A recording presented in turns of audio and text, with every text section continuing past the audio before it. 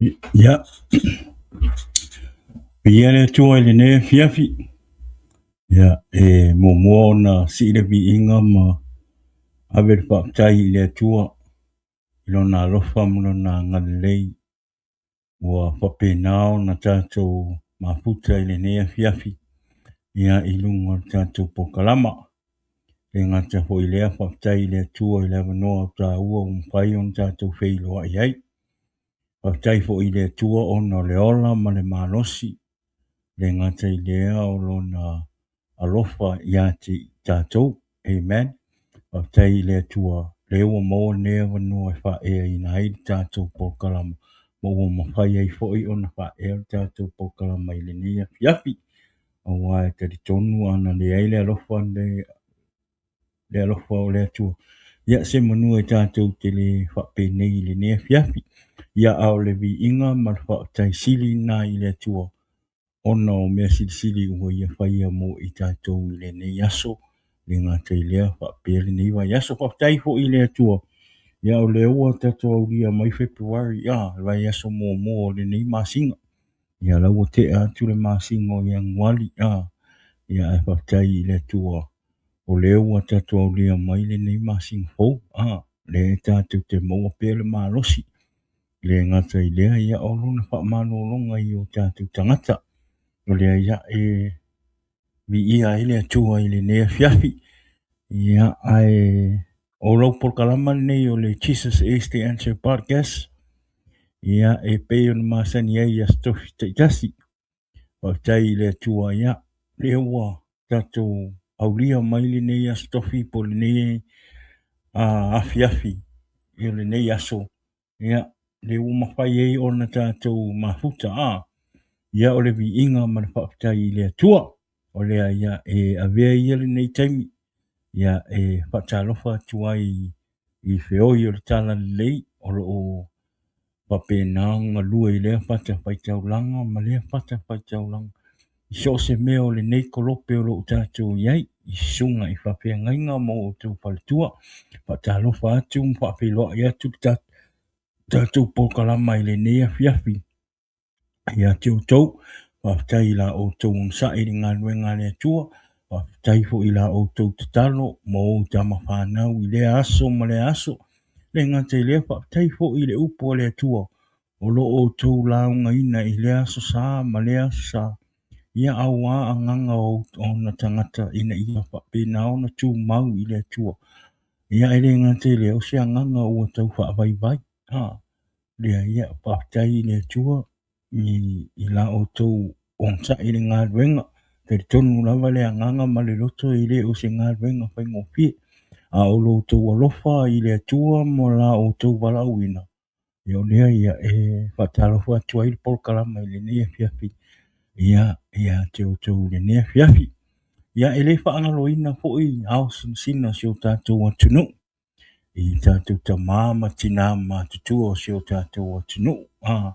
Lo o whape nao, lo o tā pua i pēr mō i tātou, i aso uma, temi uma i tātou te urufafo atu ai i o tātou maota po o tātou whale, i tā awa te ute i whi au mga luenga o le aso ma le aso, le ngā te le o tau tua inga o tātou a inga, tari tonu lava le anganga i le tapua inga ngai o tātou mātutua i le aso ma le aso ia e le whailongo sili inga tari tonu po i o la o tau tapua inga ia o lea ua manu i ai o tama whanau ia i whamanuanga mai le atua ia ona o la o tau tapua inga ia le ngata po i lea ia o la o tau talo lea ia whaatalo whaaturu polkalama i le nea fiafi ia te o tau i le nea fiafi ia e avea po i nei taimi te whaatalo whaatu ai whapelo i atu ai se o ta mā whale anganga ia le ta mā po le au na foi ia Wesley se take ma le whalitua i a vā i le nea fiafi whaatalo whaaturu polkalama tai tele ia te o rua ono la o rua nofo talo le ngata i le tātou polkalama ia e maisele lo nei fu tangata ia ma le ai ia ma le tamā ia tala le lo o i Samoa ia i la o tau talo, tai tēni lava i la o tau te talo mo le tātou po kalama. Lea ia e whatalo whatu e po kalama i le nea fiafi. Ia te o rua na i o mātua wha lea nganga. Ia e le ngata hui lea ia le pāsa o le tātou po kalama. Ia le tu fine ia fina ia o lo man tua pēr tu pēr oe i talo sanga. Talo pē i le tua i fua e pē ia te oe le ola ma le manosi. Ia wha pē nao na tātou mafuta i pē ia i le aso ma le aso. Ia ele ngata hoi lea o tātou wō a inga ma e masani o le tātou pokalama. Patalo whātilo pokalama o le Jesus is the answer podcast le nea fiafi. I a te o tau, whaktai la o tau talo, whaktai fo i la o tau tapo inga. Le ngata i lea whaktai fo i la o tau talo e mana tua ele tātou pokalama. O a tari tono a le au noma la o tau talo. Ele e whai e fua nei po kalama e whaktai la o tau anga le leima o tau alofa i le atua. Lo o tau maua i pele loto fia ma le anganga fia e tate te o mai e tatu te mafuta i lunga o po kalama. Amen. Whaktai le atua le nei foi po kalama o mawhai e ona tatu whaasoa i le upo le atua ma tā la i le fina ngalo o Yesu Keriso. Ina ia whapena na tele ni anganga e manu malo mo le atua. Tele ni anganga e fo i mai i le atua. Talia Yesu Keriso e avea mali i mawhaola. O le taimin ne ia. O Yesu Keriso ale tali o mea uma. Amen. O le alaili na e la whaingo i na ele nei po kalama o le Jesus is the answer. O Yesu o le tali. O le taimin nei. Ia. Ua tele a ve se singa o misa o pisanga o talitonunga o ese senga o manatu i le upu le tua amen ia ale me mo ia te ua ia ma tatu pokalama e sini atu ia e sini ia te au ona usawe e whaasoa i le upu ma whai ele fina ngalo Yesu Keriso ma whai loa i tangata ua lata le fio mai o Yesu Keriso o le mea sili le na o le mea sili na o le tau mawhai ina ia maua ni anganga mo Yesu Keriso maua ni anganga e talia le fina ngalo o Yesu Keriso ma talia Yesu yo tātou loto mo tātou anganga amen awa o mele wala au le tua ele leilo walu ua ola Yesu Keriso i te tono lo tangata ua avea po i oe ma tangata whaolaina ua manu malo Yesu Keriso i a te oe amen ia o nisi a tele o nisi maumea ia ele sili ngā maumea o le mea sili kemi ngei o le ave o le ola mo Yesu Keriso o le talia o Yesu Keriso e avea mo tātou whaaola ma tātou whaia le fina ngalo le atua ma tātou au na malwha maoni i le atua o le mea sili na o sisi mei ko atu sisi mei ko aku e mai maure e mai maure taimi na le tele o le pisa ma tele o me tutupu ona o le apo o le avese o le upo le tua ma ua tele le poto ma le ata mai ua whenga le ua manatu i whaletangata o ia ua poto le tuspa ia ua ai ele o le mea tāua na o le tāua o le manu malo se anganga mo Yesu Keriso o le mea sili nao na tāua ai to e tātou tau mawhai le to e talangoa i mea sa tutupu i aso anga mua si o tātou watunu ele maua si anganga i ngā mea ele o maua si anganga o le mea moni ai e sidi atu le tātou mai e tāla i le atua ma tau mawhai e koso mai ni anganga i tono le whaotanga ina ia manu malo a ole tātou tala ngoa I me le te tau na tātou te mai le tā ua ho. Ole mea tā ua o Yesu Kiriso. Mea hoi nā le tā ua ho iso ka le sia po so lotu po whea lawe lotu le kā ua. O Yesu Kiriso wha tā ua. Peke loko ka iki, loko assembly, loko pope, loko maa monga, loko asofiku, loko pahai, loko pura pole ko inga kari ko ngunga ele kauria. Ole mea kauria ole ka ko mai tala le tala le ia Yesu Kiriso ina ia teleni a nganga manu malo mo Yesu Kiriso. Aisea, ona ua lata le taimi o le tua. Amen. Ua lata le taimi o le tua, ua lata le taimi a fia o mai a Yesu Kiriso. Pe o le anganga le nā o le tātou po kalama, le nea fiafi, ele o te pai atu fo ila o nisi tūlanga. Ia o le anganga mone o le tātou po kalama, ia o le pai o le fina ngalo o Yesu Kiriso. Tā rai le fina ngalo ma le leo Yesu Kiriso i o tātou a inga wō mai masam.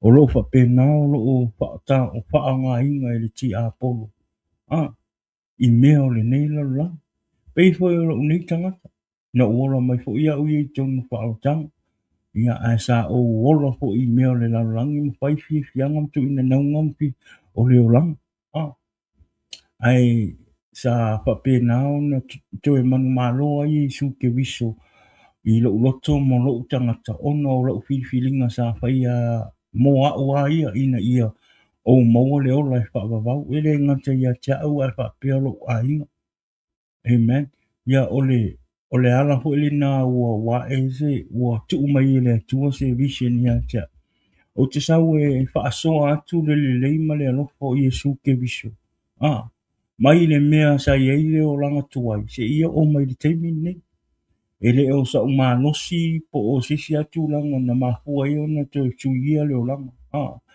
o le anganga pa ia o le atua sa fesoasoani ia tia u le teimi atua sa o whapena no o te talo I le atua ina ia whapena o na toe suia lo tangata mo toe whaapo I atu lo uanganga mo lo tangata I le atua ia hautai ila le atua ia ono le anganga na le anganga na o tatu po kalama ia ai nei foi a fiafia o tātou po kalama ia ele umi foi se tātou po kalama I nei fiafia ia le nei taimi ia patalo po atu le uso ia saki ia le tua o mamia le tua na te le uso ia mese le aina ma whanau o tai le tune in mai le tunu tātou po kalama le nei fiafia ia mau foi se o manoa ia o mau foi le manoa mo lau sunga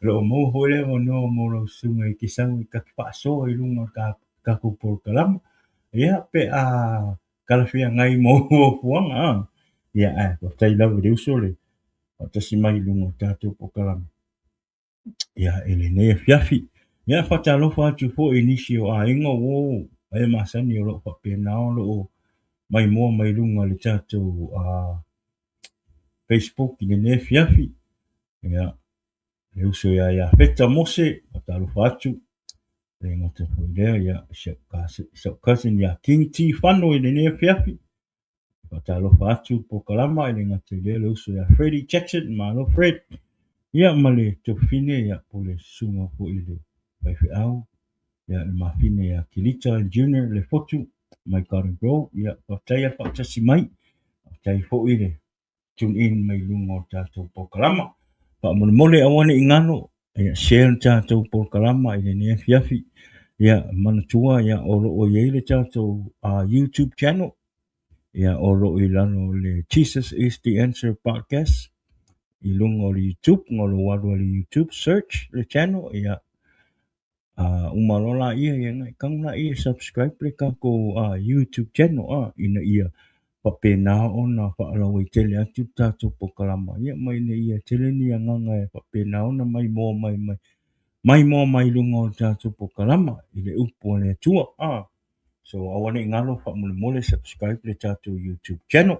Le ngata I leo tātou Facebook channel.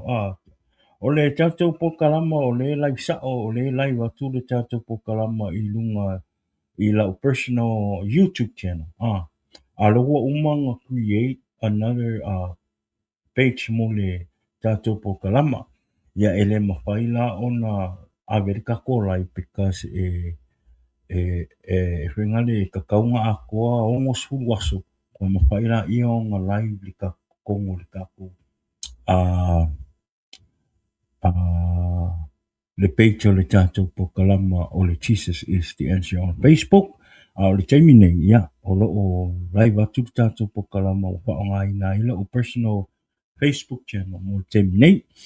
Ia, talo I le tua ia, ina ia whapena na wawe ia, o na atole o masuru waso.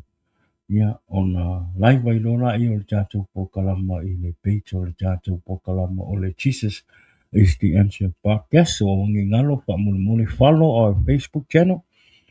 Is under Jesus is the answer podcast. I lunga o Facebook. Whaamule. Ia, o le tātou wholwholanga. Amen. Awane I ngalo le aso atai au. Ia, o le aso atai au, ia, o le whapena, o le tātou te mafuta I ma le uso po le awhionga ia le vai malai ia, o le tofa le vai malai ia asiata, pio wauliko ia I lunga o tātou pokalama I le aso atai au, o le taimi o le tātou pokalama, o taimi California I le itu lai ongo I le afiafi, ia o le itu lai tolu ngā I New Zealand. Ia o le aso fo'i ese le aso, tātou I ngei o le po le aso leile, ia o le afiafi o le aso tōna I New Zealand. Ia o le awhapena o le atu tātou te mahuta I ma le uso ia asiata. Ia I lunga o tātou pokalama. Ia mo le vaenga lua o lona moli mau. Ele ngata pui lea le upo le tua. O lea ia tātou mo le tua tātou pokalama tai au tātou te talo I le tua ina ia. Whapenao na whakatau uina mea uma. Ele ngata I lea ia whapenao na sao mauli tātou pokalama. Ele aso a tai au. Ma le uso ia asiaka. Ia ele aso whareile. O lea manatua tune in. Ngā wai lunga le tātou flyers. Po le tātou post ngā mo le tātou pokalama ele aso a tai au. O mole share le tātou live. Le ngata lea ia share le tātou post ngā ngā lafa kurunga le tākou Facebook. Ina ia whapena ona te tele nisi whapena ona mai o tātou te mai moa matala noa I le upo le tua. Ngā po ile lau sawe tātou te mafuta le aso atai. Ia, ina ia whapena ona tātou whaanonga I le upo. Ia, mai le uso. Ele ngata hui leo lona mo le mau. Amen. Atonu leifo I lau sau, atonu au ngā ele mo le mau. I whaamalusia I lau tangata. Amen. Ia, au po ine I ngalo, ia.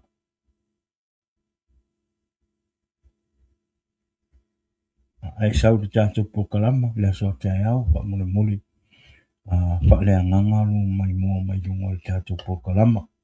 Awane I whaalitino ina lo whaatasi mai lunga le tātou pokalama. O poni nei hui taimi, se taimi ai tātou te mafuta I lunga le tātou pokalama. Ia whapena o na whaalea ngangalo whaalongo. Whaalea ngangalo wa ai malo mawhawhau. Ina ia whapena o na whaapai ngofia mea unga I lau whaalongo. Ma talia ngofia le upo le atua. Amen.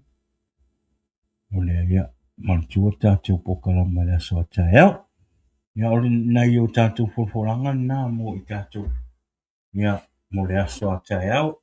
Ia le ngata hui lea tātou pokalama le aso nai. Whātau no mea uma le tātou pokalama le vai aso nei.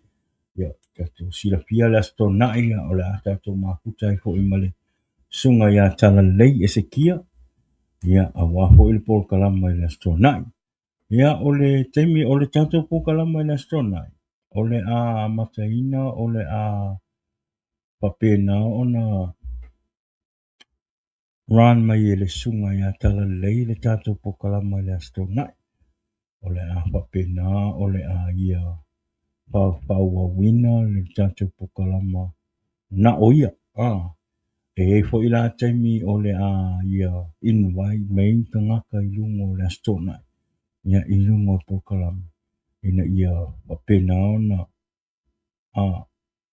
ia ini suinga o le tātou pokalama. Ia I me whai lungo o tātou pokalama. So le astonai, ia matatu le astonai. Ia o le sunga ia tala lei o le a whaapuenga le tātou pokalama. Matatu le astonai se ia o lava. Po le a lava le taimi. A ia nisi suinga ia o le a whaido atu. Amen. Ia o tautonu. Ia o tātou whawharanga nā I le mo le astonai. Ia ai e tono la tātou o I le tātou uwha marosi ne fia.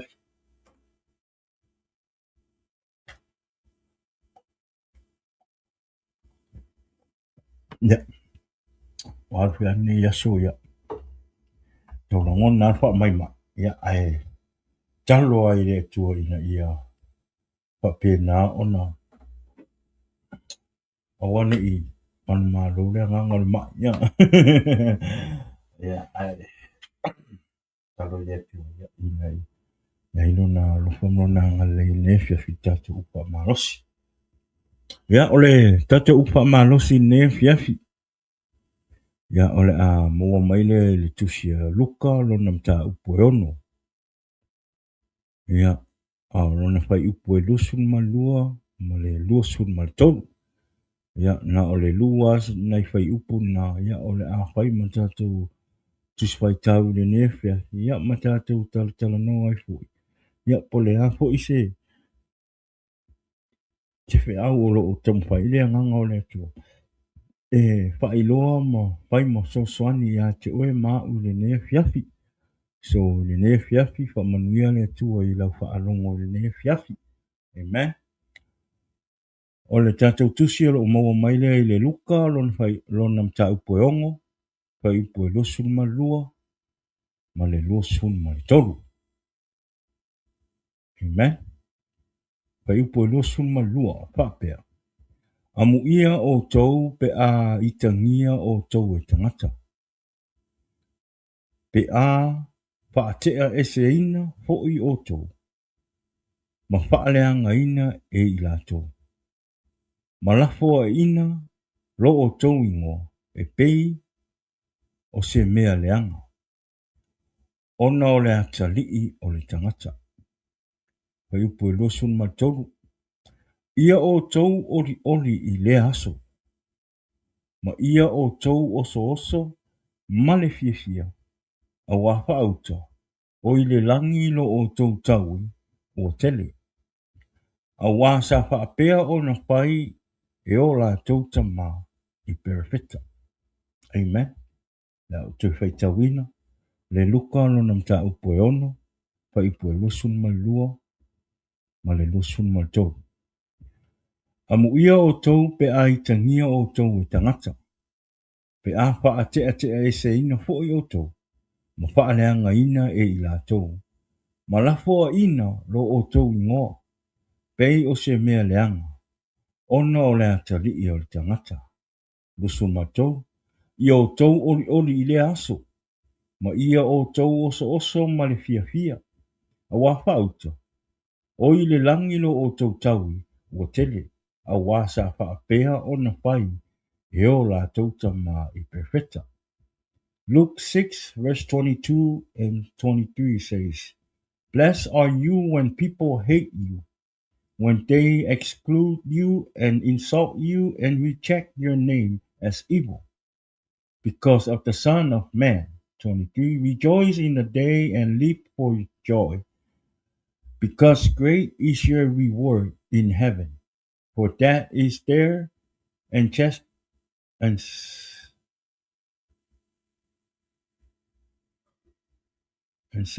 treat the prophets. Amen. Familiar to all two the nations.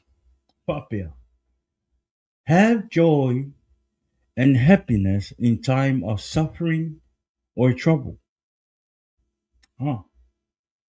Have joy and happiness in time of suffering or trouble. Ia tātou maua le fia ma le oli I taimi whaingatā, ma taimi o pōpuanga. Amen. O le tusi len tātou whaitauina. O le tusi le o le whetalainga Iesu ilon au so.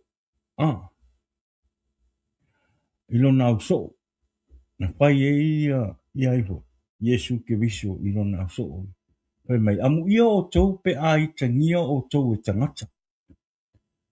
Pe a paa te e se ina fo I o tau. Ma wha leanga ina e la tau.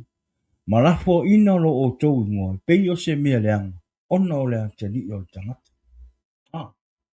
So, o te mea o mai wha apita uli I a te ui. Ma whainga tā I a te ui. Ona o le ngā ruenga lea tua.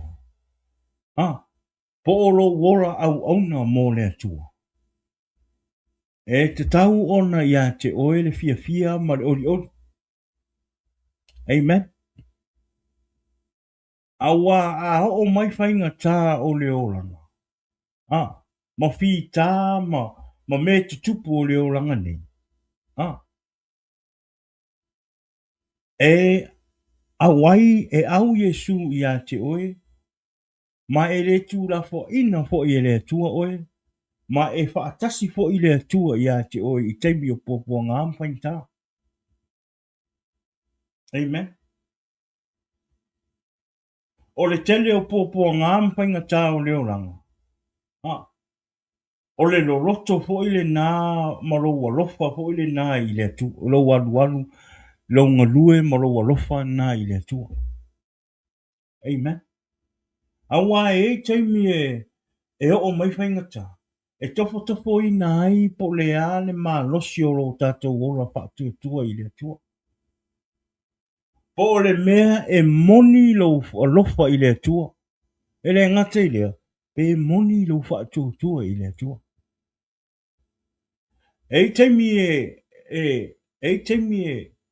e mauai, e le teimi o te stress out ia. E longi mea whaingale pe o se meo a inga e whai, pe o le ala. Pe se meo le kale si e whai, au te iloa, o te le ngawhatia. E o ia te au le mea lo stress. E le teimi e tātou te stress out ai. I me whai o leo ranga nei. Meo le tino. E le teimi I makua I ngano al whakua I lea kua. A ua maua le mea ngā ua masalo, ua le iese whakua.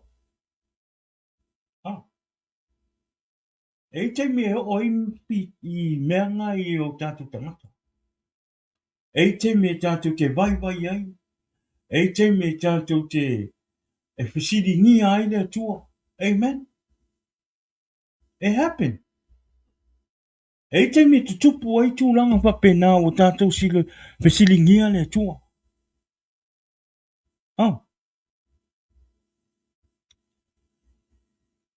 Amen. E whi meire tala paulo. A o ina o vai. O na o marosi ai lea. Tala paulo. Amen. So lera whi mai Yesu. A o inga I ka ngia I ka kou. Ongo o ia. Marona whinanga. He mea e te tau o na tātou fia. E te tau o na tātou ori. Amen. E te tau o na tātou fia ma ori. Aisea. O na fōi o le tangata le tātou te ngāru e ai. Ma tātou tāpua I ai. Ma tātou tari tonu ai. Ma ave I o tātou o ranga. Ma ua tātou talia I te tonu o tātou rotomo o tātou o ranga. O le ali I whaaora o Yesu te viso. O le sa maliu lunga sa tau. O le sa manu malo mo oe ma. Amen. Le wala hoi na awane i o tātou pe fefe I me tutupu mai. Wai e lisi tangata mo ko I pa ua e anga I ngā wha tōtua. E lisi ka mo ko I pa ua e ngā wha tōtua e le teimi e tutupu mai wa a koe alwa I a kua. Lea. Pa ua I ronga I ngā marwha kōkua. Have joy and happiness in time of suffering and trouble. Tatu wa ai e ri wha aora. Le taimi sa wha si ai.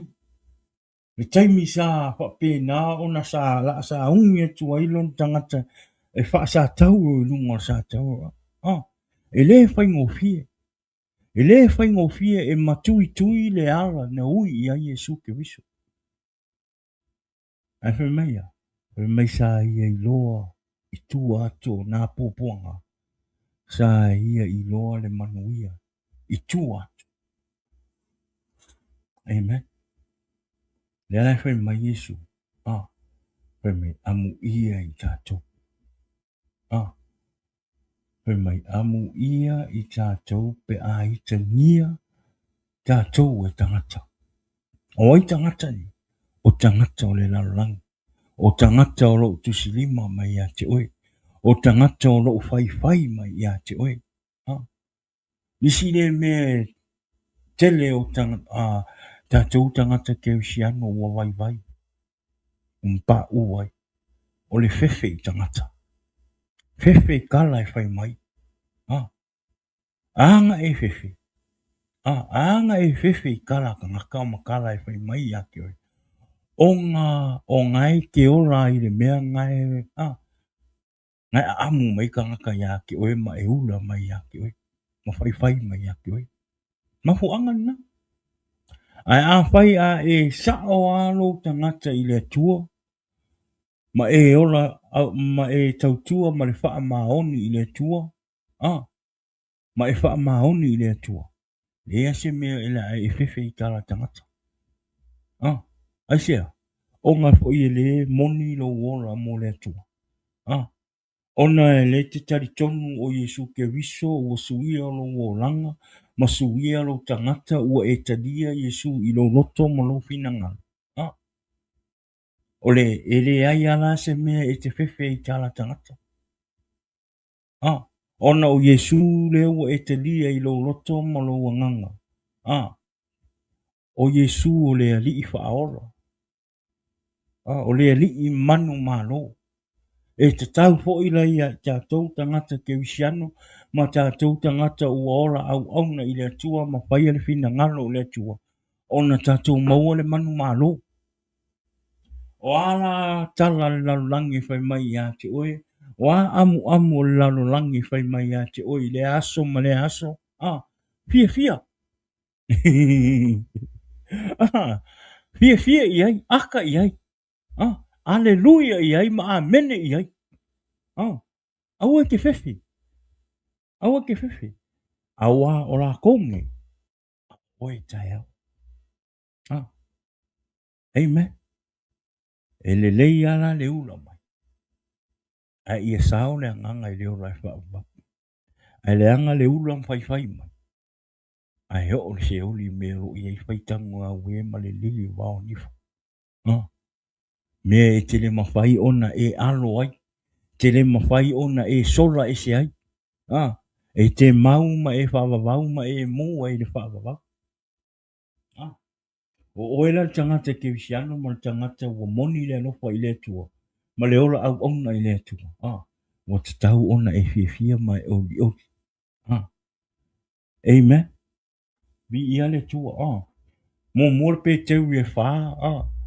Mo mor pe te ue wha pa upo sulma lua se te yo sulma wha. Pai mai. Mai pe te le au pele. Aua tau te ofo I le toftofonga pe I o le afi. Wo ia te o tou. Oi wo ia te o tou. E whai ma toftofonga. Ia te o tou. Peisea. O se mea fou wo ia te o tou. Sumatou. Ai whaapei ona tofu sia o tau whaatasi I ti ngā o ke wiso. Ia o tau oli oli ai, ina ia fia fia o tau mane oli oli tele, pe a whaalia mai lona mamani. Amen. Sumai wha. A whai e upuleanga ina o tau, ona o le suafa o ke wiso, amu ia o tau. Awa o roo tu mau ia te o tau lea nganga mamani. O lea nganga o lea tua. Ah. Amen. Le lai whai mai. Whai mai peke, tusi lea peke, whai mai. A whai e upuleanga ina o tau, ona o le suafa o ke wiso. Ah. Whai mai la ia, mai amu ia o tau. Awa e tu mau ia te o tau, lea nganga mamalu. Ole a nganga o le tua. O longo winga. O le ia te oe ma au lea nganga o le tua. O lea nganga e mamalu. O lea nganga pa ia o le tua. Ah. Pai mai la a ho nga ingo sia I tātou e tangata. Ona o lo ngā luenga o lo whai nei o lo tāla I atu whina ngalo Iesu ke wiso. Ma wha e loa I tangata ua lata le a pio mai o Iesu ke wiso. Ua lata le taimi e saua Iesu ke wiso e watu le au pa ia. A ita ngia o e tangata. Ah, pe mai amu ia oe. O roo ia te oe le a nganga mamalu o le a nganga o le atua. Ah, pe vai le manga ia male matanga o pie. Me meo tangata e ora au auna I le atua. O le tangata e ono sai. I tala ma tau e munga tangata e whai mai. E toa le loto e whai le fina ngalo o le atua. Pe mai amu ia oe. Amen. E amu ia oe. A whai la o ro e whaalongo rongo mai le nefiafi. A o le nisi nao tū langa o e wa whai e ma whai ngata ia te oe ona sau e alu e avelo ora mo Yesu ke wiso ona o lo fefe I tala tangata. Ale whai mai le tatou pa marosi neas. Ah. Whai mai Yesu ke wiso amu ia o tau. Pe a whai e ita ngia o tau e tangata. Amen. Awala e te fefe I tala tangata. Po a tala tangata e whai mai ia te oe. E le avea I oe le ora e whawawau. Amen. O lo fefe I tala tangata ma lima e tusi mai ia te oe. E le avea I oe le ora e whawawau. So awala nei o tātou popole I tala tangata ma tala whaatau wemu o tangata ia te oe. E sau. Sau oe talia Yesu ke wiso e avea mo o li I mo whaola. Sau e ofo ina atu lo wola mo Yesu ke wiso. E avea I oe ma tali I ma whapine a Yesu a le atua. Ah, ma e te mau ai le ola e whaavavau. Ma le whaamanuianga a le atua I a te oe. Amen. Awara e te whewhi. Awa e te whewhi sau. Sau e ave lo wola I le atua. Ah. Pe meile ia kopo e mua wha ipo e lua. O usoe. I o tau manatu. O le mea e fia te le ai. Pe a maua o tau I tofo tofonga ese ese. Ah. Consider it pure joy, my brother and sister, whenever you face trials of many kinds. Ah, e tele apa pita ule tatu te uia. I le aso, ma le aso, ma le aso. E este po I le aso, ma ona pa pita uli, ma ona poponga. Ah. Ao tatu sa nga I ela ma pa pita uli, ma poponga. Awa ne ingano ia te ui. Awa ne e to I lalo ia. Awa ne e to I lalo I poponga ampa ni tau le langa ni. A ia maua ia te oe le toa o lo loto, ma lo wonu sai, ma lo whaatua tua I le tua. A wā o tua atu I popo ngā mawhaingata, o lo ta atia mai ei manuia le tua. Mo oe ma. Amen. Vi ia le tua I le nea fiafi. Oh. Have joy and happiness in time of suffering and trouble. Oh.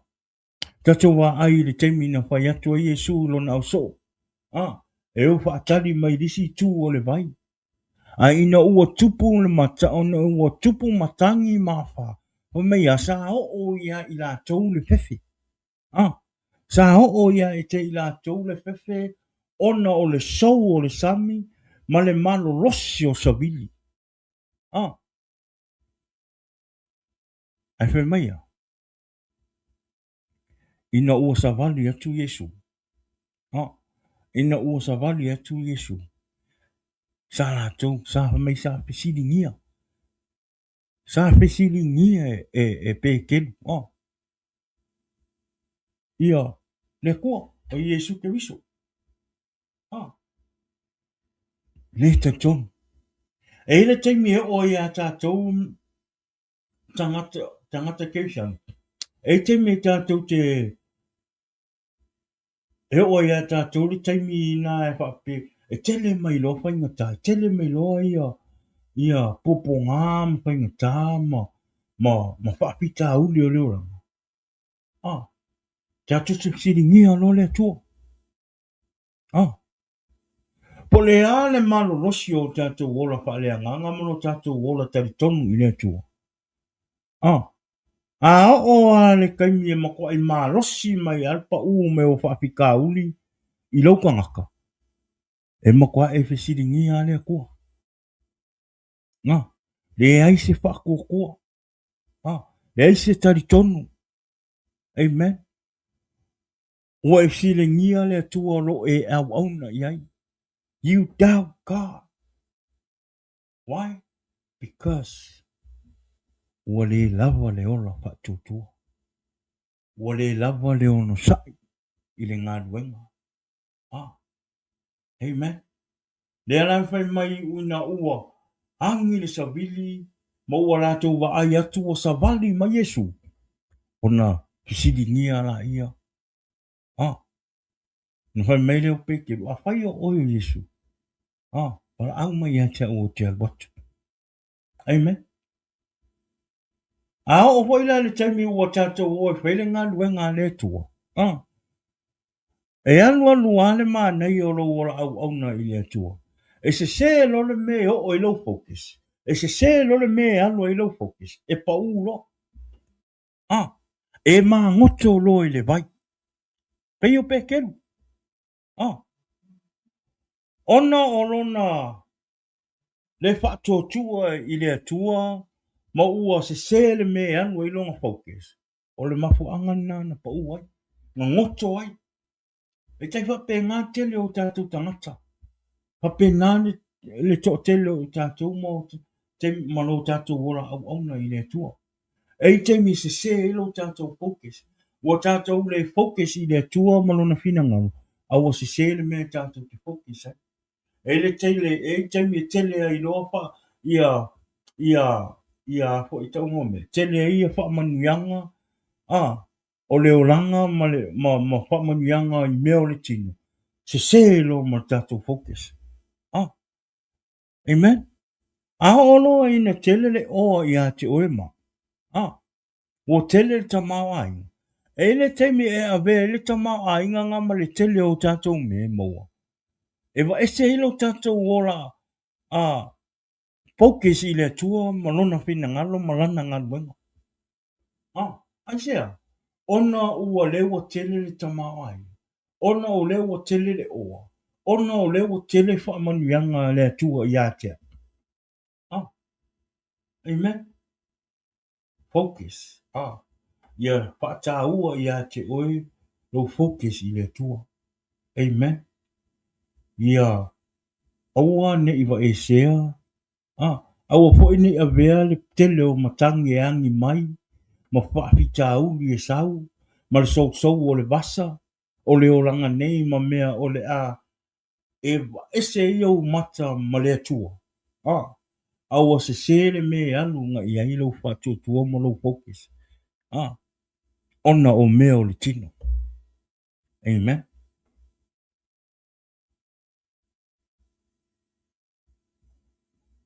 Si tatou o i le lua kari nito lo nam ta upo sunma le lua. Pe upo e fitu ma le se i o se fulu. I le taimi lea le tala mea na o ai Paulo.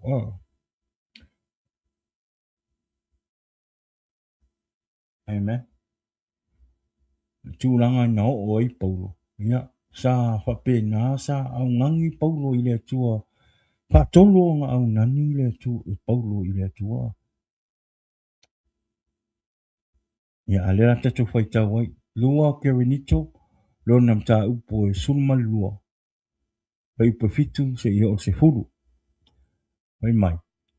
Ina nei wha maua lunga au i le sili sili ese o mea na wha alia mai. Sa tuuina mai ia te au. Sa tuuina mai ia te au le mea. Ma tui tui i le tino. O le a ngelua sa tani. E tui mai ia te au. Ina nei iau wha maua lunga. Na o ai oi wha tolu atu i le ali. Ona o le mea. Ina ia alu ese ia te au. Ona wha pea mai ai leo o ia ia te au. O loo nei alofa tū noa. E lava lea.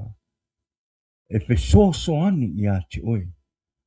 Awa o le vai vai. E faa atoa ina ai. Loo mana. Amen.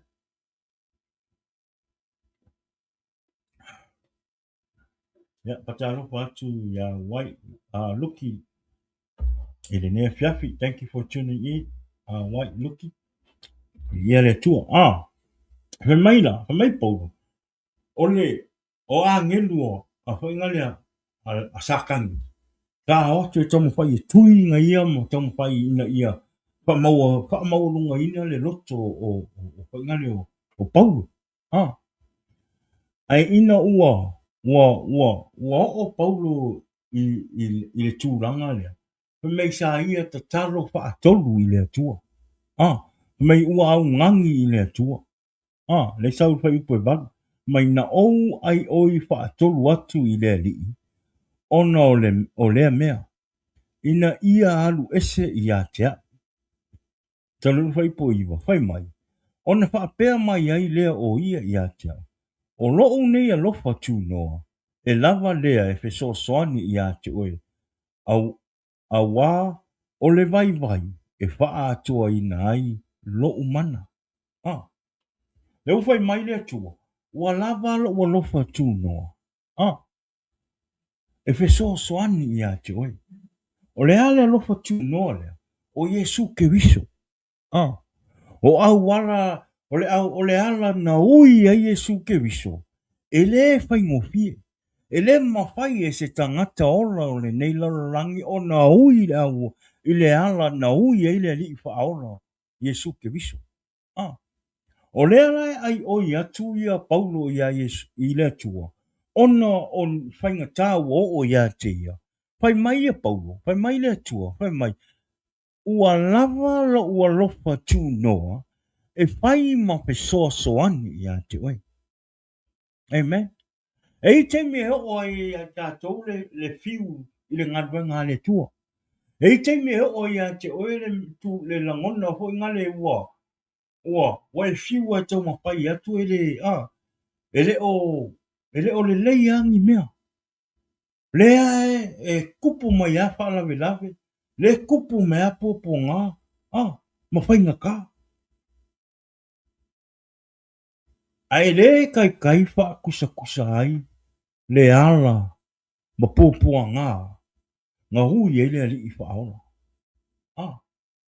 Le lai whai mai le tua i a paulo. Ua lava lo ua lofa tūnoa. E whai ma sosoani i a tua. Ua lava le alofa tūnoa o le atua. E whai ma sosoani i a tua mau. I teimi ua tātou wha alongo atuai. Ua saule le lava. Ua saule le fiai. Ua saule le toi fia ola au aunga i le tua. Ina nei o tātou wha apea. Ua so o mai fa pita uli ma fainga tā ma popo ngā o leo langa. Aolo ola fia pea tangata o le lalolangi ma tangata o lo o fia e whaile tu ina naunga o le lalolangi. A lea o te safa uia. Leo te safa au ia. Lo usoe le nei aso, le nei afiafi. Ua lava le alofa tunoa, a le atua, e fai ma wha manatu ia te oe. Amen. E fai ma wha manatu ia te oe.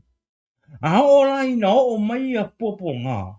Ma whai ngata e te uia i le aso ma le aso. E te tau ona e fia ma e ori ori.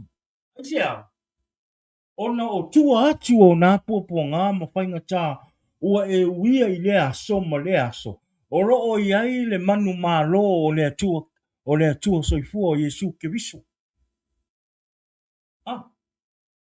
Pai mai la ia. Pai mai la ia o Paulo. Pai mai. O lea. Ua tele ai lava lo fia fia. Ile mita mita i mea ua o vai vai ai. Amen. Ona sa fai atu le atua ia Paulo. Ua lava lo ua lofa tuno. E fai mo so soani ia joy. Aisea, awa ole vai vai e faa atoa ina hai.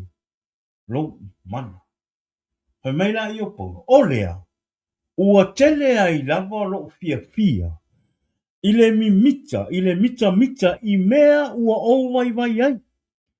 Ina ia tu mau ia ulunga le mana o ke viso. Amen. Ya, patalo fo tine fia fia il tofine ya Irene. Hi Irene. Alo fatu, thank you for tuning in. Via le tua. Pai mai la. A ora le taimi e o i pōpua ngā i a te oi. O a lava whapita uli o face ma oe le nei e fiafi. Pai mai le atua, ua lava lo ua lofa tū noa, e whai ma peso soani i a te oi. Ona whai mai la i o Paulo, o lea ua tele ai, lava lo o fia fia i le mita mita, i mea ua o vai vai ai. Ina ia tū mau, ia uilunga, le mana o ke viso. Tau pai po suru, pai mai.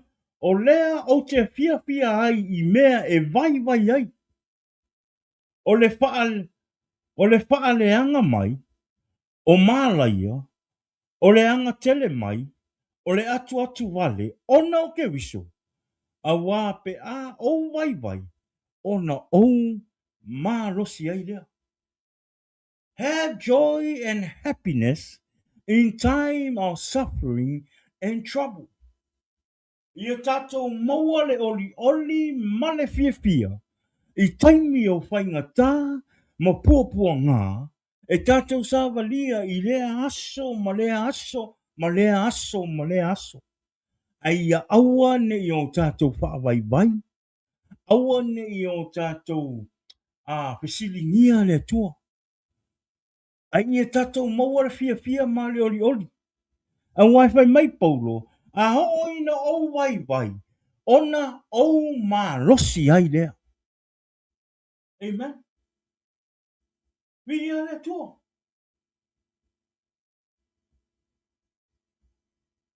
E sele le lei o Yesu ke viso Le ongo sai o Yesu ke viso i le ala sa uia. Ona o oe ma. Ina ia tātou maua le oli ma le fia fia lea.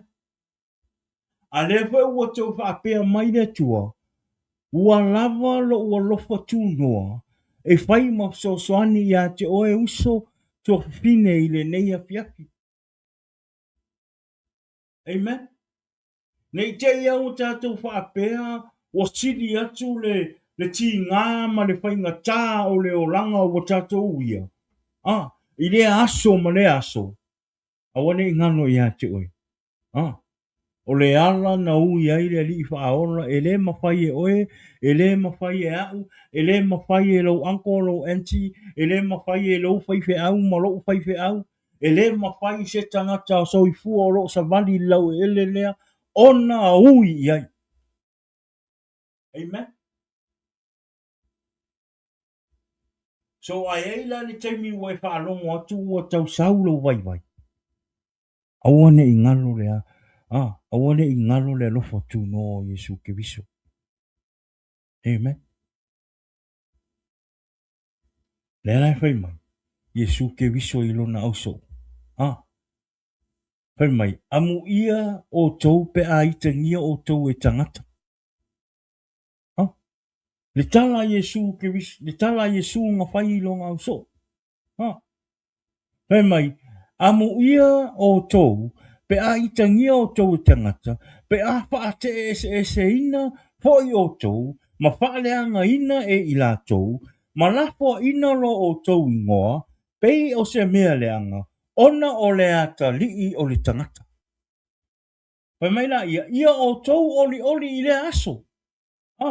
Ma ia o tau oso, ma le fia a wā wha uta. Oi le langi lo o tau taui ua tele. A wā sa wha pēa o na whai e o la tau ta mā i perifeta. Nai maua mai le luka e ongo whai uku losu ma lua ma losu ma tō. Ale whai mai Yesu, amu ia i kākou. Amu ia i kākou pe a whai mai kala ka ngaka ia ke oe ma. Onga o rau ora au ngai lea kua. Ona o rau tara inga o whina ngalo lea tua. Ma whai lea mi o tonu o lea tua. Amen. Liswa i lea au wala o whawhai ngā tā ingo o mai tangata i tonu o whao tanga. A whai e te mata mai le nea fiafi. Lo u soe, o tu whawhine, o ta mā, o tina. Le nea fiafi. A whai o nisi ne au wala o whawhai ngā tā i ona e sau e awe lo wala i lea tua. Ona o rau mai le ngā luenga le tua. Po ona o tala tangata e whai mai i a te oe ama.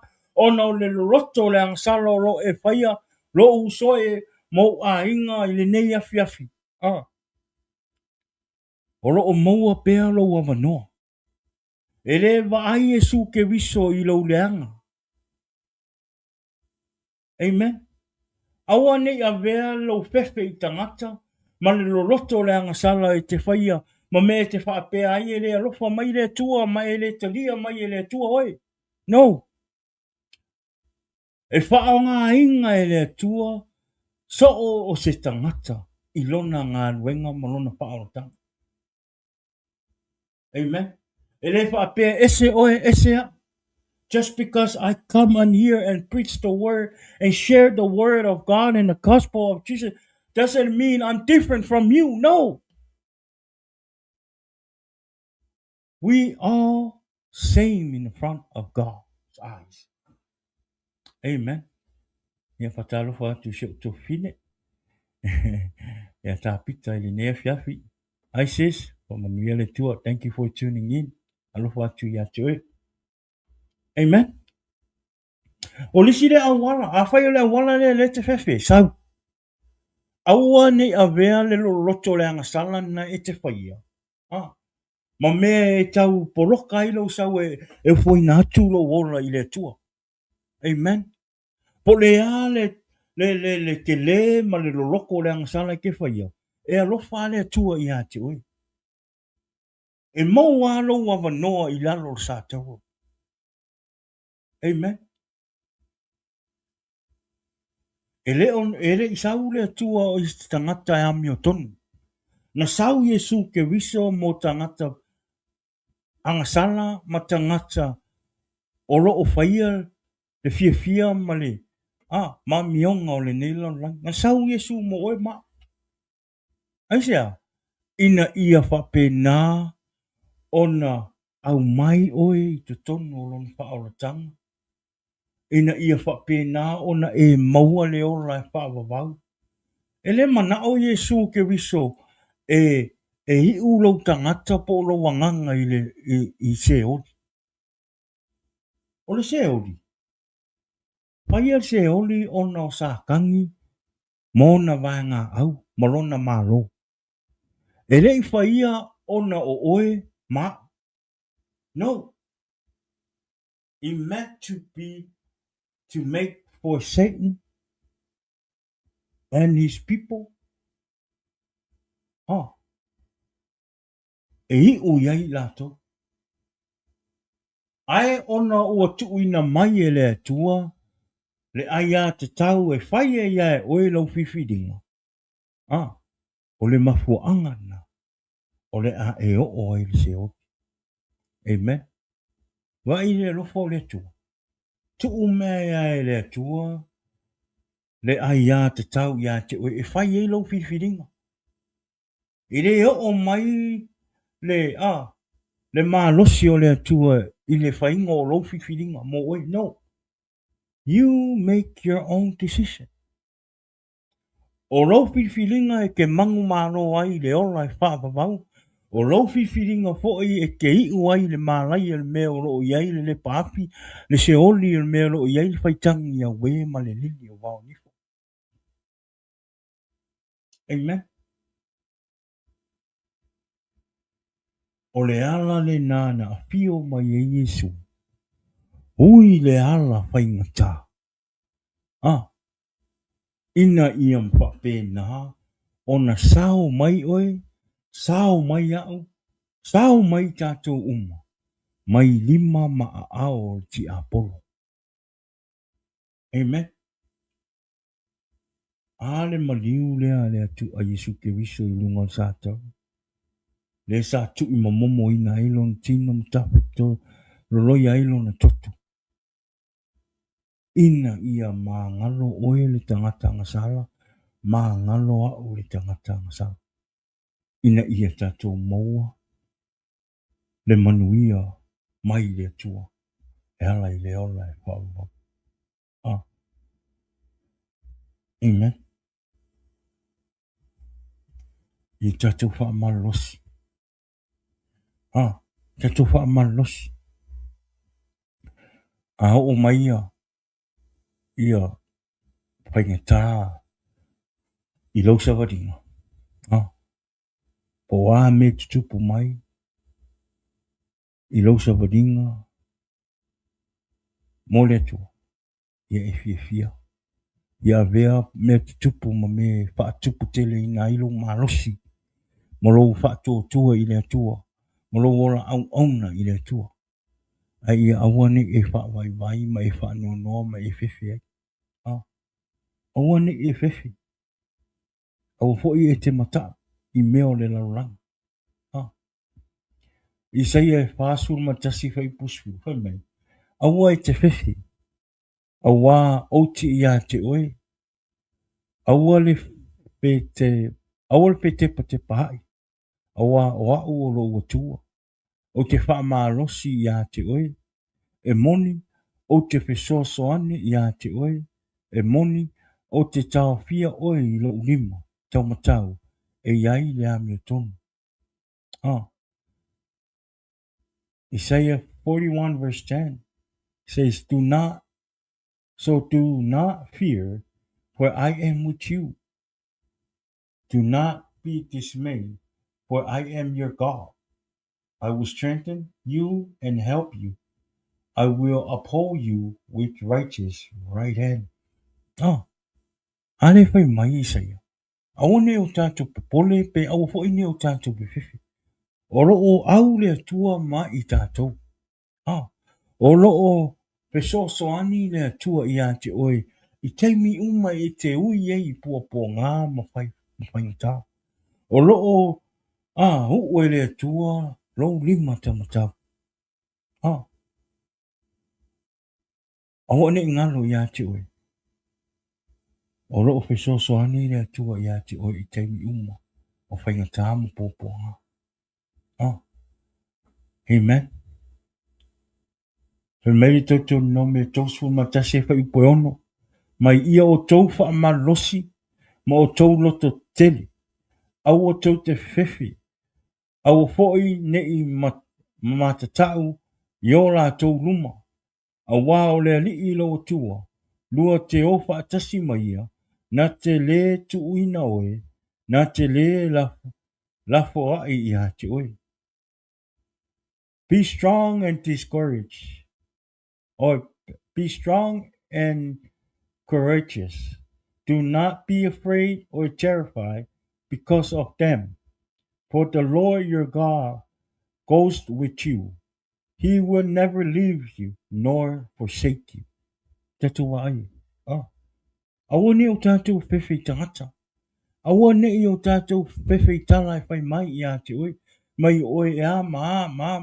Au na pea oi i le tua. Whai pea oi le ngā luenga le tua. Tau tua pea oi ma le wha maoni i le tua. Aua le a vea le itangia mai o tangata ma whai mai o tangata i a te oi. Po o ai lava aua e te pepe. Oro o au le tua ma oi. Mai le e tūla fo ina fo i le tua oi. Amen. Be strong and courageous. Do not be afraid or terrified because of them. Who's them? People of the world. People that don't like what you're doing for Jesus. Tangata lo amu mai ia te oe i o ngā luenga o lo whai mo le tua. Tangata o lo wa ai alalo mai ia te oe. Pe mai oe e a maa te fi a ngelu au auna pea oe ma le wha mauni. Fia pea oe i taimi o whai ngā ma pūpua ngā. Amen. Vi ia le tua.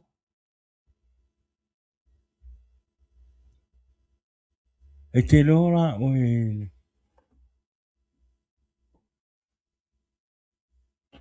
le me maua me mea tangata o lo o whai mai ia te oe. O tangata o lo o ulangia mai ia te oe. Ma wa aia lalo mai ia te oe ono lo mativa. Ona o oe o le o se tangata tā ua. A whai a o oe le tali o le atua.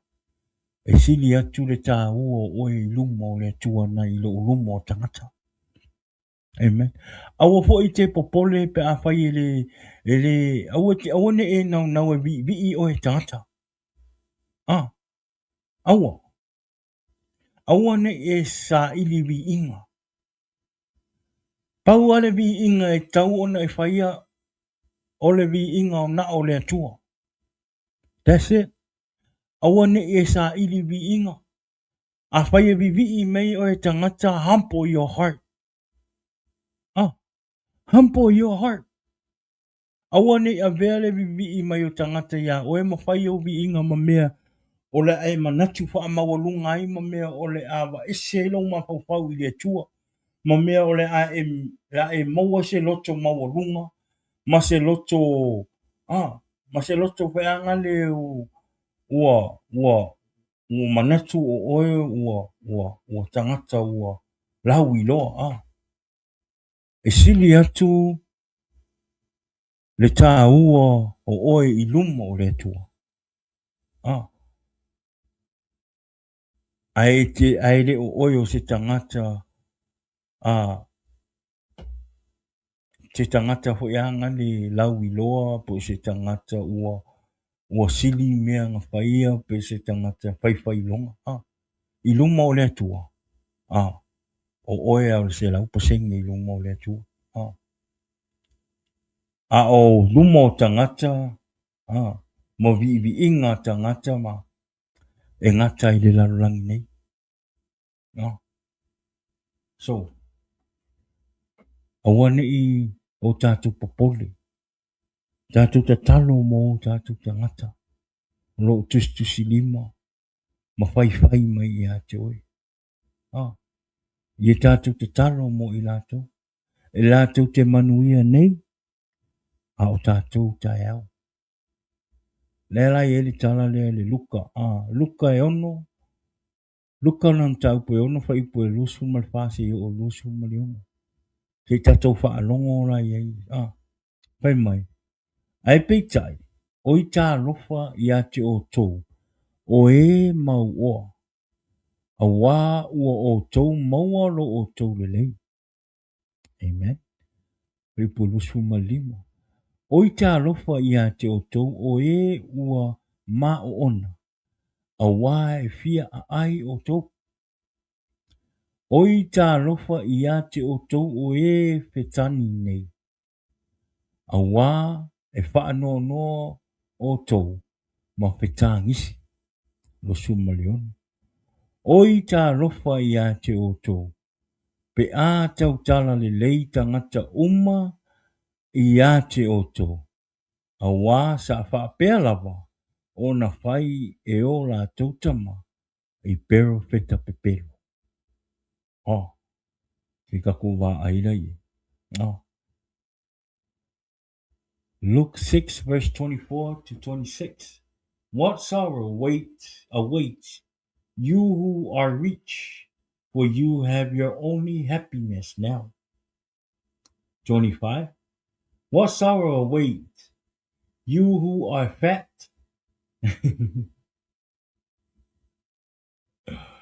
and prosperous now, for a time of awful hunger awaiting you. What sorrow awaits you who laugh now, for your laughing will return, or will turn to mourn and sorrow. If people always say good things about you now, it will be very bad for you. Their ancestor also said good things about the false prophet long ago. Ah, tato wa aila mo tangata. Ah, a whai e te amu mai le nei aso, ma e tustusi lima, ma e whai tala mai. Ia, e te aka ngei, ia ai te kangi kai au.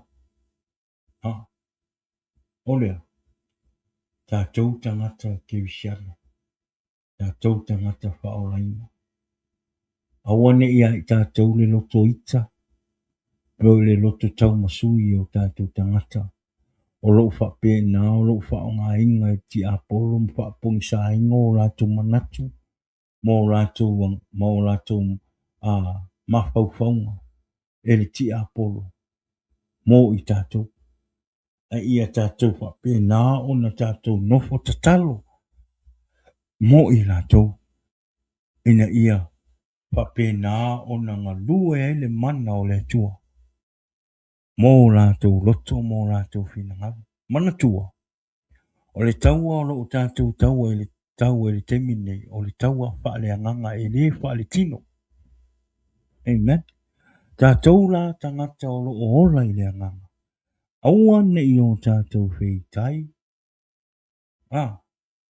I tangata o lo o ora I mea o le tino, ma whaia tu ina naunga o le tino. A ia tātou walo lofa, ma ia tātou tatalo, ma ia tātou tuuina atu o rātou anganga I le tua. Ina ia rātou maua le ora whaale anganga. Ina ia rātou talia Yesu ke viso a vea maali I ma whaora. Ma ia rātou maua pe whaamanuianga le tua. Pei on whaamanuia I fo I tātou e le tua. Amen. Olea, na ia uso o te whawhine, na ia tina ta mā, na ia ainga, o roo whapena, o roo mamao ese ma le atua. Talo atu I ate oe. Whaiso whai unga le leile ne aso. O mai e ave o tatu wola I le atua. Talia Yesu ke viso e whai mauwha ola. Ina ia ola Yesu I ate oe, ele ngata I ate oe, ai maise lo to o lua, o lau whanau, mo lau ahinga. Ina ia maua, ina ia tātou maua uma le ola e whapapau. Amen. Tuu meo le lalolangi ia. O meo le lalolangi o meo ti apolo. Ele ai se tātou manuia e maua ai. Amen. A lo tātou mai e ave lo tātou ola I le tua. Ma tuu ina atu o tātou tangata I le tua. O le mea sili le nā. E tatu te wa ai ai fo I wha manuianga le tua. E te le I wa ai e mua mua ai. Amen. Ua lata le taimi o le tua. Ua lata le taimi o le tua. Tātou mai e tātou te au auna I le tua ma ave o tātou ola I le tua. Aua fo ini a vea fai ngā tāo leo langa popo ngā me poroka ilo sawe avilo wola i le tua. Amen. Ali tatou upu le nei aso. Ia tatou maua le oli ma le fia i teimi o popo ngā mwhai ngā. Awa o tua atu o ngā whai ngā ma popo ngā. O lo o ta tia mai e wha manuianga ma le ola e wha wau. Ua umo an saunia Yesu mo oe ma. Amen. E ngaka mea maanga ngaia mo mea le maka ngofia ngi lalulangi i le lalulangi ngi. Ka kere o ma ave i lunga i le kunga mau. Ka kere o ma ave i le langi mea uma o lo. E ngaka i ngi. E kere alu fo i se oli ma ave mea i e ki fia i mea lalulangi. E ke alu anga oe. Ai ala le maanga ia. Ai ki sawe ave lo wola i le kuoma kalia Yesu e avea mau wha aola. Ma e ola ai. Ai kule ngei o langa ai ki sao le ola e wha awa. E sile maanga ia ma le maka ngopi. E sidi aku mea o lo o whaia e le akua mo oe mau i le ola e wha awa. Ngai lo o mea o le lalolang ngei le whai ma me wha se inga i ki apolo o kako kangaka. Pai te mata mai le nea fiafi. Whamanuia le atua i a te oi. Whamanuia le anganga o le atua i a te oi le ala i le upu i le nea fiafi. Amen. Tātou tangata whaorainga, tangata kewisianga. Whanau le atua i le nea fiafi. Have joy and happiness in time of suffering and trouble. Whamanatu mo oe maa u le nea fiafi. A o mai pupua ngā mwhainga tā i e tātou maua le oli ma le fia. A wao tu atu o lo yei manu pa manuianga le atua. Amen. Se pa maalosi nā mo i tātou le nea fiafi. Au i tātou o lo fa pena o lo ma mau ma le atua ele o yei se relationship ma le atua. Talo atu i a te oe. A vele upu le nea fiafi fai ma fa maalosi i a te oe. Fai ma soani i a te oe. O a whai ngā tāo leo langa nai te whaia. O a le tele o pōpua ngā, ma mata ngā o leo langa o lo o e whaia. A wani a vea mea nai tāo whelo sau i le atua. Aua. Sau i le atua, la fua i mea uma. La fua i mea tuai. La fua i mea parpalama mea leanga. Ai sau e apelo wola i a Yesu Kiriso. E vea maufa aola. Amen. Ua lava le alofa tu no le atua. E whai ma sosoani mo i tātou. E whai ma wha manatu mo i tātou le ne fiafi. O lea fo i se mea o tupu i a te oe ma lo a inga. Aua ne e popole. Amen. Aua ne e wha vai ei. Wha malosi i le atua. A o mai wha mai paulo. A o mai lo o vai. O na o malosi ai lea. Amen. O lea, tātou upa whaasoare nā i le newhiawhi, tātou upa malosi nā mō oe mā. I le newhiawhi. Tātou maua le loto on sai, tātou maua le loto wha maanga loa. Tātou tangata kewisiano, whanau le tua, awane i o tātou wheitai tangata o lalulangi. Awane i o tātou wheitai o tātou ahinga, o mai masani o lo o wha pēnā o lo o mamau ma le tua. Ai e whai se tātou ngā ruenga. Tātou te talo i le atua ma tuo o tātou ainga. Mō tātou wō ma e masani i luma o le atua. E iei le mana o le atua. Amen. A whai e te alofa i o ainga o wō. Ma e te masani ai o lo o whapena o lo o mamau ma le atua. A e alofa ai. Te talo mo i lātou. Talo mo i lātou. Awane i o tātou tusilima. Awane i o tātou whai i tangata o loo. Ma pēnā o na whaapungi sāe ti Apollo i mea o lama. a ia whapena ona tātou ave i le upo le atua. Whaasoa ai le leo Iesu te viso. Ina whapena ona lātou malama lama. Amen. Tātou mana tua o tātou ainga. Mana tua si o tātou atunu o Samoa, Tutuila, ma Samoa. Tātou mana tua i o tātou te talo. Ele ingata i lea. O tama whanau ma si o tātou atunu o lo sala lau solo turi mane whao le nei lala. I tātou mana tua i o tātou te talo. I tātou maua le atua i o tātou roto mo tātou whinangalo. I avea le atua ma le atua o tātou tangata. I avea Iesu ke viso e mo tātou alii mo tātou whaaora i o tātou roto mo tātou whinangalo. Ma i tātou whaatua i le atua. Ma tātou whaia whinangalo le atua. Ma tātou matau i le atua. Amen. Olea. Vi ia le atua le ne fiafi. O le tātou upa malosi nā mo oe mau le ne fiafi. Talo i le atua ina ia whapena ona. Wha malama atili lona whinangalo i le ne fiafi. Ia te oe mau ina ia whapena ona. Malua le upo le atua i lo roto. Malo wanganga. Ina ia e whaiese whinangalo. Ina ia e whaiese whai unga moni. Mo oe lawa ia. E te sau i te sala mo maawe lo wola i le atua. Ma te lia Iesu ke viso e avea mo wali i mau whaola. Olea, vi ia le tua, whamanu ia le tua le tātou mautanga i ne fiafi i lungo le tātou pokarama. In the name of Jesus, amen. Ia, vi ia le tua.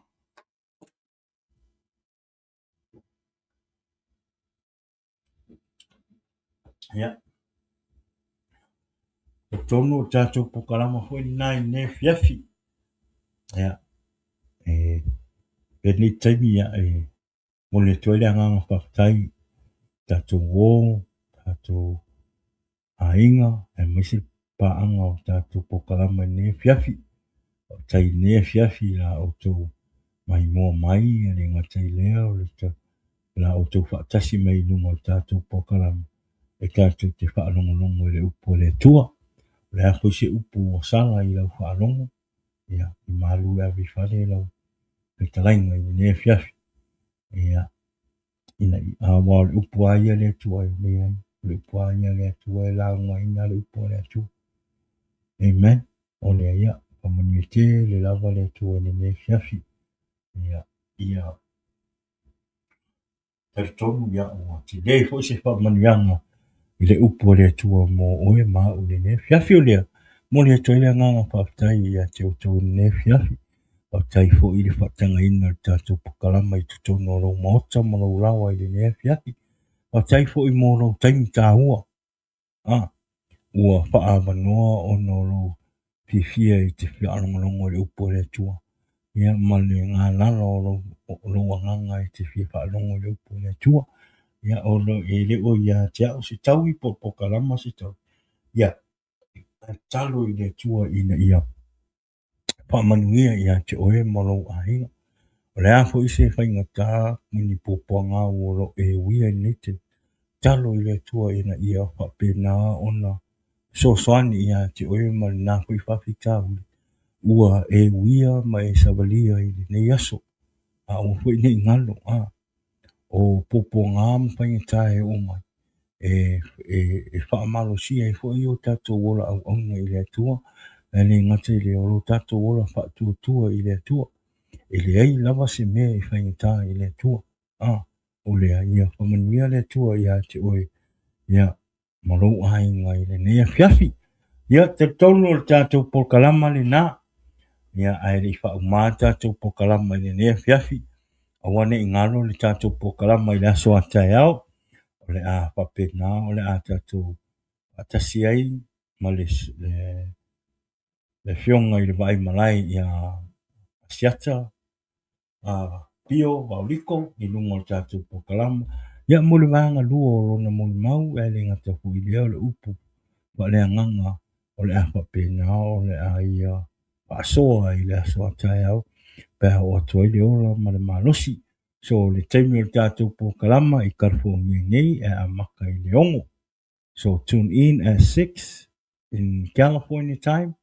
So if you live in a different state, yeah, fika me o e kaimi a o le kaimi e a maka i kako live, le kaimi a California o le i tūlae ongo i le afiafi le asoa tai au.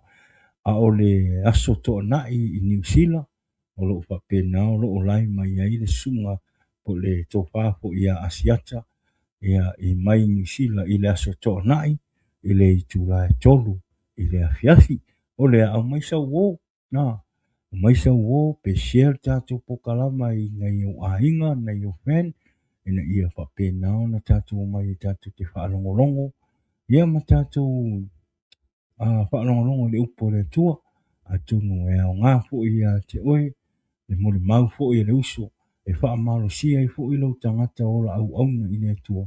Ia i le ngata fo i le, ia, a e mana oe, te whisau e tue awero ola i le tua.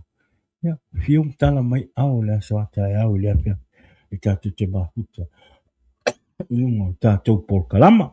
Ia, o se tātou whasisilangan na, so awane i ngalo tātou po kalama i nā so atai au. Ia o lea, ia manuia tele nei pō, manuia fo e le toi aso, le nei aso, le nei vai aso, i fi au mga renga, le aso foreile, pe o toi le ola ma le malosi. Ia, talo i lea fiafi, ia, o pe nao na ia i le pui ngā lea tua ia i tātou. Ia ala tātou sauni tātou te malolo, ma tātou tofai le nei fiafi. O lea whamoni te le lava lea tua ia te o tō le nea fiafi. Ia e a vea nei taimi e whātou whātua i polkalama i le pāso le tātou polkalama, le tō whine ia whina i le nea fiafi whina. Ia mani te le lava le pō ia te oe tō whine. Talo pe i le atua, fōwa ia tu pe ia te oe le malosi o le tino. Ia le ngata hui lea whapea lona whamalolonga ia te oe e tō whine, tau hoi se taimi, se aso tātou whi loai, ia i le whiawhia ma le ori ori, le tua, o le ia o tātou pokalama le nā i le nea fiafi, pe whaasi sila atu mwha i lo atu, au ane i ngano tātou pokalama i le aso atai au, ia i le i tūlae ongo, i le fiafi, ia ma le tō whai a asiata, le vai malai a asiata, pio wauliko, i le aso atai au, le i tūlae ono i le afiafi California nei, ia a o le tolu i le afiafi i le asto nai i New Zealand, pe a o le aso atao, pe a o tole ola, ma le malosi o lea, manuia tele nei po, God bless, love you, and be blessed. Jesus is the answer for the world today. Above him there's no other. Jesus is the way. Jesus is the answer for the world today. Above him there's no other.